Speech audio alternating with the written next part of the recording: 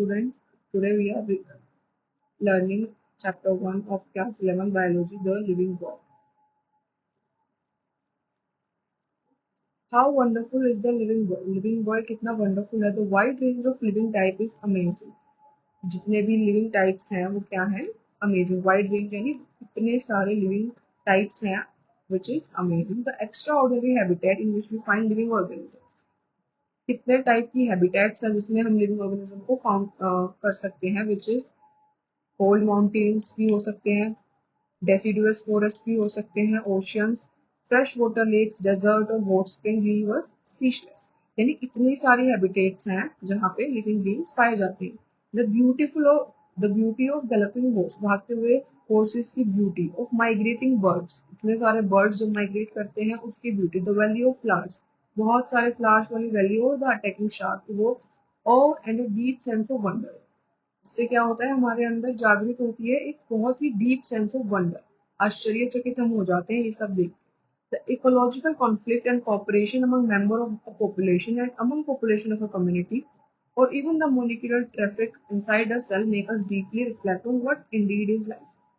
Ecological conflict यानी हमारा जो इकोलॉजी है उसके अंदर जो कॉन्फ्लिक्ट और कॉपरेशन होते हैं स्पीशीज के अंदर, पॉपुलेशन के अंदर, और इवन हमारे अंदर जो सेल का मेकअप है, वो सब चीजें हमें deeply reflect on what indeed life is, कि आखिर लाइफ है क्या. This question has two implicit question with it.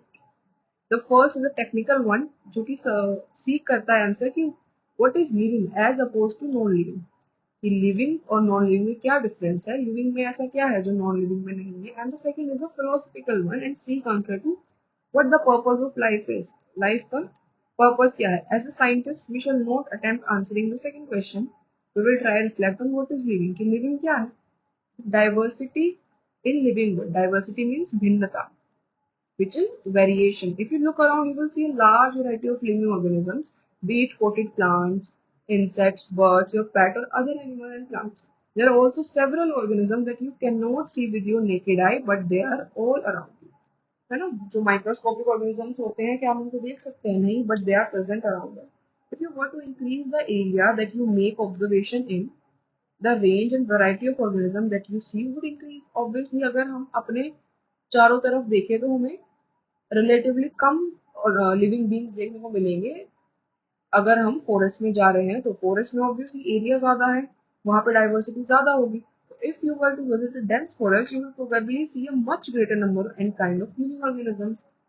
Each different kind of plant, animal और organism that you see represent a species, यानी कि हम जो भी अपने चारों तरफ ऑर्गेनिज्म देखते हैं वो क्या है, हर एक डिफरेंट स्पीशीज को represent करता है. The number of species that are known and described range between 1.7 to 1.8 million. यानी कि जो जितनी स्पीशीज अभी तक हम जानते हैं और जिसको हमने डिस्क्राइब कर दिया है वो कितनी है, 1.7 से 1.8 million.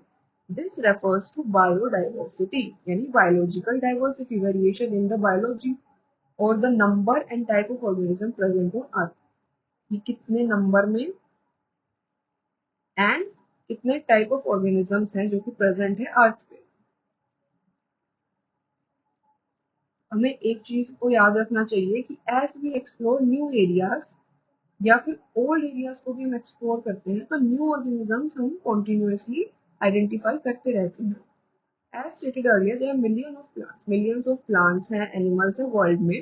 We know that plants and animals in our area by their local names. आसपास के प्लांट्स को तो हम लोकल नेम से जानते हैं, तो ये जो लोकल नेम्स है वो वेरी करेंगे यानी अलग अलग होंगे फ्रॉम प्लेस टू प्लेस, है ना. अगर हम मैंगो को आम बोल रहे हैं इंडिया में तो जरूरी नहीं है कि बाकी कंट्रीज वाले उसको आम ही बोले, लोकल नेम तो डिफरेंट डिफरेंट होंगे. Even with in a country, एक कंट्री के अंदर डिफरेंट स्टेट्स में भी एक स्पीशीज को अलग अलग नामों से जाना जा सकता है. Probably you would recognize the confusion. तो क्या होगा, एक confusion होगा that would be created if we did not find ways and means to talk to each other to refer to the organisms. है ना. तो अगर हम सेम ही स्पीशीज की बात कर रहे हैं बट हम नाम डिफरेंट यूज कर रहे हैं तो क्या होगा, एक कंफ्यूजन क्रिएट होगा. तो इसीलिए एक नीड है, जरूरत है उसको स्टैंडर्ड नेम देने की, such that a particular organism is known by the same name all over the world. All over the world वो particular organism सेम नेम से जाना जाए, इस प्रोसेस को हम क्या कहते हैं, नोमेनक्लेचर. एक स्टैंडर्ड नेम एक स्टैंडर्ड नेम को देने के प्रोसेस को हम क्या कहते हैं? Nomenclature. Obviously, nomenclature is or naming is only possible when the organism is described. जब हम जानते हैं कि organism कैसा दिखता है, उसके क्या features है, तभी तो हम उसको नाम दे पाएंगे. तो उसके features को describe करने को हम क्या कहते हैं? Identification. कि हमने एक dog को देखा तो हमने उसको identify किया कि उसके पास 4 legs हैं, tail है, उसका face है. ये सब feature देख के हमने identify किया कि ये एक dog है. उस step को हमने बोल दिया identification. In order to facilitate the study, number of scientists have established procedure to assign a scientific name. तो scientific name देने के भी क्या होते हैं? Procedure होते हैं. This is acceptable to all biologists all over the world. पूरे वर्ल्ड में जितने भी बायोलॉजिस्ट हैं सब उस नेमिंग सिस्टम को एक्सेप्ट करेंगे. प्लांट्स के लिए साइंटिफिक नेम्स जो है वो किस प्रिंसिपल पे बेस्ड हैं? जो कि international code for botanical nomenclature IBCN. This full form is very important. तो जो प्लांट का नोमेनक्लेचर है वो कौन हैंडल करता है? International code for botanical nomenclature. तो एनिमल्स के नेम को कौन करेगा? तो उसके लिए है एनिमल टैक्सोनॉमिस्ट. कौन होते हैं? International code of zoological nomenclature. ये प्रोसीजर है for plants. It is ICBN, international code for botanical nomenclature. For animals procedure का क्या नाम है? International code of zoological nomenclature. Scientific name क्या करते हैं? इंश्योर करते हैं that each organism has only one name. Each organism का क्या हो? सिंगल नेम हो. Description of any organism should enable the people in any part of the world to arrive at the same name. कि अगर हम दुनिया के किसी भी कोने में किसी भी इंसान को बोले कि हम इस फीचर वाले ऑर्गेनिज्म की बात कर रहे हैं तो नेम क्या आना चाहिए? सिंगल नेम ही आना चाहिए. They also ensure that such a name has not been used for any other non organism. ठीक है भाई, हमें कोई न्यू ऑर्गेनिज्म मिला और हमने उसको सेम कोई वैसा ही नाम दे दिया जो ऑर्गेनिज्म पहले से हम जानते हैं, तो ये तो गलत हो जाएगा ना. तो क्या होना चाहिए? नेम यूनिक होना चाहिए. Biologists follow universally accepted principle to provide scientific name to known organism. Each name has two components. जो नेम है साइंटिफिक नेम उसके टू कंपोनेंट्स है. First is generic name and second is specific epithet. ये जो system है इसको क्या बोलते हैं? Binomial nomenclature. बाई का मतलब टू, तो टू पार्ट है जेनेरिक एंड स्पेसिफिक. ये सिस्टम किसने दिया था? कैरोलस लिनियस ने. Is being practice by biologist all over the world. तो यही सिस्टम है जो कि all over the world practice किया जाता है. This naming system using a two word format was found convenient. Example लेके देखते हैं किसका? मैंगो का. तो देखो scientific name of mango is written as Mangifera indica. ये है मैंगो का साइंटिफिक नेम. तो ये बायनोमियल नेम कैसे है? तो जो फर्स्ट नेम है विच इज मैंगीफेरा, ये क्या रिप्रेजेंट करता है? जीनस. जेनेरिक नेम यानी कि जीनस. वाइल इंडिका ये क्या करता है? स्पीशीज को रिप्रेजेंट करता है या फिर स्पेसिफिक एपिथेट जिसको हम बोलते हैं. अदर रूल्स क्या है? बायोलॉजिकल नेम्स जो है वो जनरली लैटिन लैंग्वेज से लिए गए हैं, तो इसीलिए उसको इटैलिक्स यानी कि थोड़ा सा टेढ़ा करके ऐसे इटैलिक्स में लिखा जाता है. दे आर लैटिनाइज्ड और derived from Latin irrespective of their origin. First word जो है वो जीनस है और सेकंड वर्ड क्या है? स्पेसिफिक एपिथेट या फिर स्पीशीज का नाम है. Both the word when hand written are separately underline. ये वेरी इंपॉर्टेंट पॉइंट है. एग्जाम में या कभी भी कहीं भी आप किसी स्पीशीज का नाम लिखेंगे तो वहां पे क्या करेंगे? सेपरेटली जीनस और स्पीशीज के नाम को अंडरलाइन करेंगे. The first word denoting genus start with capital letter. First word जो है वो कैपिटल लेटर से यहाँ देख सकते हैं हम. स्पीशीज का जो नाम है उसको स्मॉल लेटर में लिखा हुआ है, यानी कि बस फर्स्ट लेटर कैपिटल है, बाकी सारे स्मॉल लेटर्स हैं. नेम ऑफ द ऑथर जो है वो स्पीशीज यानी स्पेसिफिक एपिथेट के बाद लिखा जा सकता है, जैसे कि मैग्नीफेरा इंडिका लिन. तो ये लिन यहाँ पे क्या डिनोट कर रहा है? लीनियस. यानी कि ये नाम किसने दिया था? लीनियस ने. Since it is nearly impossible to study, अब हम ऑल द लिविंग ऑर्गेनिज्म को सेपरेटली तो स्टडी नहीं कर सकते ना, तो हमें क्या है? इसको पॉसिबल बनाने के लिए तरीका चाहिए. इसको हम क्या बोलते हैं? क्लासिफिकेशन. क्लासिफिकेशन में क्या होता है कि हम ग्रुप कर देते हैं. in which anything is grouped into convenient categories. Convenient categories का मतलब क्या है? कि हम क्या करेंगे? डिफरेंट ऑर्गेनिजम्स के फीचर्स मैच करेंगे. तो जिनके फीचर्स मोर सिमिलर हैं उसको हम क्या कर देंगे? एक पर्टिकुलर कैटेगरी के अंदर रख देंगे based on some easily observable characters. जैसे कि प्लांट्स और एनिमल्स को हम अलग अलग पहचान सकते हैं ना, डॉग्स और कैट्स को अलग अलग पहचान सकते हैं, इंसेक्ट को अलग पहचान सकते हैं। तो प्लांट क्या है, एक कैटेगरी है। प्लांट क्या हो गई, एक कैटेगरी हो गई। ऐसे ही एनिमल क्या हो गई, एक कैटेगरी हो गई। सिमिलरली डॉग्स की एक कैटेगरी हो गई, कैट्स की एक कैटेगरी हो गई, इंसेक्ट्स की एक कैटेगरी हो गई। हालांकि हमें पता है कि डॉग्स और कैट्स एनिमल्स में आते हैं, बट सिंस एनिमल्स सिर्फ हम एक एनिमल्स ब्रॉड टर्म तो नहीं यूज कर सकते ना सब जगह, तो क्या होगा हमारे पास उसके अंदर भी सब कैटेगरी आ जाती है। जैसे कि डॉग्स की एक पूरी कैटेगरी है, कैट्स की पूरी कैटेगरी है। The moment we use any of these term we associate certain character. जैसे ही मैंने डॉग बोला, आप लोगों के दिमाग में डॉग की इमेज आ गई होगी। ऑब्वियसली अगर डॉग बोला तो हमें डॉग ही दिखाई देगा, कैट तो नहीं दिखाई देगी ना। लेकिन अगर हम एस्टेशियंस की बात सोचें तो हम किसके बारे में बात कर रहे हैं, पता है ये क्या होते हैं? जो वो वुल्फ लाइक डॉग्स होते हैं, जर्मन शेफर्ड जिसको कॉमनली बोलते हैं, उसका नाम है साइंटिफिक एस्टेशियंस। जैसे ही ये नाम लिया गया तो हमारे दिमाग में वही वाला डॉग आएगा। सिमिलरली सपोज वी टू से मैमल्स, जैसे ही मैमल्स बोला आपके दिमाग में क्या आएंगे कि एनिमल्स के एक्सटर्नल ईयर्स होते हैं और बॉडी हेयर होते हैं, क्योंकि these are the features of mammal. Likewise plant में अगर हम वीट सोचे तो हमारे माइंड में वीट प्लांट की पिक्चर आ जाएगी, राइस या फिर और किसी प्लांट की नहीं आएगी। हेंस जितने भी ये हैं जैसे dogs, cats, mammals, wheat, rice, plants, animals, ये क्या है, कन्वीनियंट कैटेगरी है। ये क्या है, डिफरेंट डिफरेंट कैटेगरी है जो हम यूज करते हैं ऑर्गेनिज्म को स्टडी करने के लिए। इन कैटेगरीज का जो साइंटिफिक नेम है, कैटेगरीज के लिए साइंटिफिक टर्म क्या है, tags. It is very important. अब यहाँ देखो हमने क्या किया कि डिफरेंट डिफरेंट साइंटिफिक कैटेगरीज हमने बनाई हैं, और उन कैटेगरीज को जो साइंटिफिक टर्म जो उस कैटेगरी को दी है, it is taxa. Here you must recognize that taxa can indicate category at very different levels, है ना। जैसे प्लांट्स क्या है, बिगर टेक्सा है, लेकिन नाम तो उसके लिए टेक्सा ही है। व्हीट ये एक टेक्सा है, हालांकि व्हीट जो वो प्लांट है, बट स्टिल व्हीट का अपना एक डिफरेंट टेक्सा है। एनिमल्स का डिफरेंट टेक्सा है, मैमल्स का डिफरेंट टेक्सा है, सबका क्या है, ऑल आर टेक्सा। लेकिन हम जानते हैं कि डॉग तो मैमल है और मैमल तो एनिमल है। therefore animal, mammal and dog represent taxa at different levels. ठीक है। सबसे नीचे वाले लेवल पे क्या आएगा, सबसे पहले आएगा डॉग, ठीक है, वो सिंगल है। डॉग के बाद क्या आएगा, मैमल्स, और फिर मैमल्स और ब्रॉड कैटेगरी किसमें चले जाएंगे, एनिमल्स के। Hence, based on characteristics, all living organism can be defined into different taxa, different taxa में क्लासिफाई कर सकते हैं। तो इस प्रोसेस ऑफ क्लासिफिकेशन को हमने क्या बोल दिया, टैक्सोनॉमी। देखो फर्स्ट स्टेप क्या किया हमने, हमने आइडेंटिफाई किया किसी भी पर्टिकुलर स्पीशीज के फीचर्स को, उसको एक नाम दिया। नाम देने के बाद हमने क्या किया, उस स्पीशीज को कैटेगराइज कर दिया, कैटेगरी में डिवाइड कर दिया। इसी प्रोसेस को, क्लासिफिकेशन को हम क्या कहते हैं, टैक्सोनॉमी। इसके अंदर हम क्या क्या देखते हैं, एक्सटर्नल भी देखते हैं स्ट्रक्चर, इंटरनल भी देखते हैं।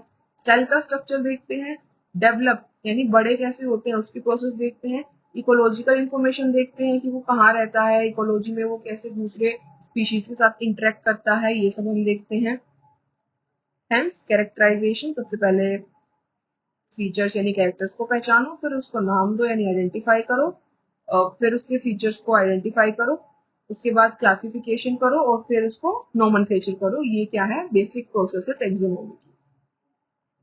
Taxonomy is not something new, कुछ न्यू नहीं है। Human beings have always been interested in knowing more and more about various kind of organism, particularly with reference to their own use. यानी कि जो organism humans को use में आ रहे हैं, ह्यूमंस हमेशा उनके बारे में और जानकारी हमेशा से ही लेना चाहते हैं। अर्ली डेज में ह्यूमन जो है वो needed to find source of their basic need, जैसे फूड, क्लोथिंग और शेल्टर के लिए ह्यूमंस को चाहिए थे। अर्लीस्ट क्लासिफिकेशन जो है वो यूजेस पे बेस्ड था। Human beings were since long not only interested in knowing more about different kind of organism and their diversity, but also the relationship among them, कि उनमें क्या रिलेशनशिप है ये भी ह्यूमंस देखना चाहते थे। तो जब हम रिलेशनशिप देखते हैं डिफरेंट ऑर्गेनिजम्स में, रिलेशनशिप देखते हैं, तो इस टाइप के स्टडी को क्या कहा जाता है, सिस्टमैटिक। सिस्टमैटिक का मतलब है सिस्टम, यानी कि सिस्टम में हम अरेंज कर रहे हैं ऑर्गेनिजम्स को। लिनियस ने यूज किया था Systema Naturae as a title of his publication, यानी लिनियस की एक बुक है Systema Naturae. Scope of systematic was later enlarged to include identification, nomenclature and classification. Systematics में जो है इवोल्यूशनरी रिलेशनशिप भी आता है, यानी कि हमारे जो एंसेस्टर्स हैं उनको, उनसे कैसे आज का जो स्पीशीज है वो इवॉल्व हुई, ये वाले रिलेशनशिप भी सिस्टमेटिक्स में देखे जाते हैं। नेक्स्ट टॉपिक हमारे पास है टेक्सोनोमिक कैटेगरीज। तो क्लासिफिकेशन एक सिंगल स्टेप प्रोसेस नहीं है but involves hierarchy of steps, यानी बहुत सारे स्टेप्स इन्वॉल्व होते हैं। ईच स्टेप जो है वो एक रैंक या कैटेगरी को दिखाता है। तो जो कैटेगरी है वो पार्ट है ओवरऑल टेक्सोनोमिक अरेंजमेंट का, यानी कि ईच स्टेप यानी ईच जो कैटेगरी है वो क्या रिप्रेजेंट करती है, एक रैंक या फिर कैटेगरी। इस कैटेगरी को, इस रैंक को साइंटिफिक नेम हमने क्या दिया था, टेक्सा। सिंगुलर जो होगा वो उसका होगा टेक्सोन, ठीक है। इसी कैटेगरी को हमने क्या नाम दिया है, टेक्सा और टेक्सोन। इसलिए इसको हम क्या बोलते हैं, टेक्सोनोमिक कैटेगरी बोलते हैं। And all category together constitute taxonomic hierarchy, ठीक है।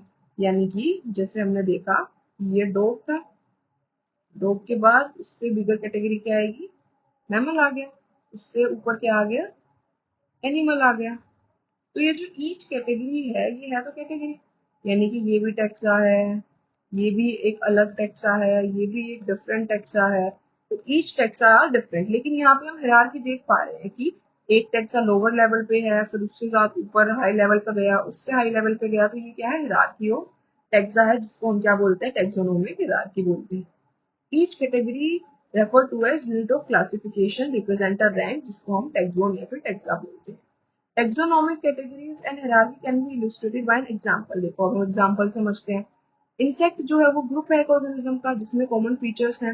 सभी इंसेक्ट में कॉमन फीचर्स होते हैं ना, उनके पास 3 पेयर्स ऑफ लेग्स हैं। यानी कि जो इंसेक्ट्स हैं वो उनको हम रिकॉग्नाइज कर सकते हैं और इजीली क्लासिफाई भी कर सकते हैं, यानी हम उनको क्या कर सकते हैं, एक रैंक और कैटेगरी दे सकते हैं। जैसे और कोई ग्रुप देखो, जैसे कि ईच कैटेगरी, जैसे कि हम एनिमल सोच सकते हैं, अभी हमने डॉग का एग्जांपल लिया। ईच रैंक और taxon in fact represent unit of classification. ये भी यूनिट ऑफ क्लासिफिकेशन को रिप्रेजेंट कर रहा है, ये भी एक यूनिट ऑफ क्लासिफिकेशन है, ये भी एक यूनिट ऑफ क्लासिफिकेशन है। These taxonomic groups categories are distinct biological entities and not merely morphological aggregate। ये क्या है, distinct यानी कि अलग biological entity है, सिर्फ morphological aggregates नहीं है, यानी सिर्फ बाहरी दिखावट से हम उनको नहीं क्लासिफाई करते हैं। ये अलग अलग biological entities से हम उसको क्लासिफाई करते हैं। Taxonomic studies of all known organisms have led to development of common categories जैसे kingdom, phylum और division, ठीक है। ये class, order, family, genus and species. तो ये क्या है हमारे पास, टेक्सोनोमिक हायरार्की यानी डिफरेंट लेवल। सबसे लोअर लेवल पे क्या है, स्पीशीज, उसके बाद genus, family, order, class, division या फिर फाइलम और किंगडम। तो ये हमारे पास टेक्सोनोमिक कैटेगरीज हैं जो कि हायरार्की में हम लोग पढ़ेंगे in the next section. All the organism including those in plants and animals have species as lowest category. तो फिर हम इनको प्लेस कैसे करते हैं वेरियस कैटेगरी में। The basic requirement is the knowledge of character. Basic requirement क्या है कि हमें पता होना चाहिए कि भाई इस एनिमल के क्या कैरेक्टर हैं या इस ग्रुप ऑफ ऑर्गेनिज्म के क्या कैरेक्टर है। इससे हम उनको आइडेंटिफाई करेंगे सिमिलैरिटी एंड डिसिमिलैरिटी, ठीक है। हम एक डॉग को देखें और एक कैट को देखें तो हम डिफरेंस कैसे पहचानेंगे, या तो हम ये देखेंगे कि क्या डॉग और कैट के बीच में कोई सिमिलैरिटी है। अगर सिमिलैरिटी से वो क्लासीफाई नहीं हो रहा तो हम क्या देखेंगे, उसमें डिसिमिलैरिटी देखेंगे कि क्या क्या अलग है। तो इस तरीके से जो है हम सेम काइंड या फिर अदर काइंड ऑफ ऑर्गेनिज्म को पहचान सकते हैं। Okay, in the next lecture we will start from the next topic which is the species. Thank you.